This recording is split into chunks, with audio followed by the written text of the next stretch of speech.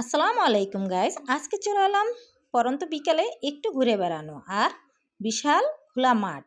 সবাই বাচ্চারা খেলছে কি সুন্দর, যে যার মতো তার নিজের কাজগুলো করছে। বিকেল মানে সারাদিনের ক্লান্তির মাঝে একটু হারিয়ে যাওয়া, একটু ফিরে দেখা আর কিছু অগোছলো আবেগ নিয়ে ভেসে বেড়ানো। দেখুন কি সুন্দর বাচ্চারা খেলে বেড়াচ্ছে, তা দেখে আরও বেশি ভালো লাগছে। বিকেল হলো অনুভূতির পাতা পাল্টানোর সময়, যেখানে সূর্যের আলো মিশে যায় হৃদয়ের স্মৃতিতে। বিকেল মানে সূর্যাস্তের ভালোবাসার লাল রঙে লেখা না বলা কবিতা, যা কেবল অনুভব করা যায়। বিকেলের নরম রোদ যেন পুরনো ভালোবাসার মতো, শান্ত শীতল অথচ উষ্ণ, যেমনটা আমার কাছে ভালোবাসা।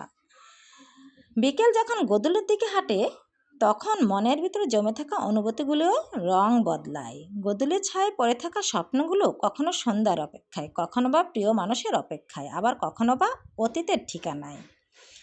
গোধূলির রঙিন ছোঁয়ায় মনের কোণে জমে থাকা ব্যথাগুলো স্নিগ্ধ হয়ে যায়।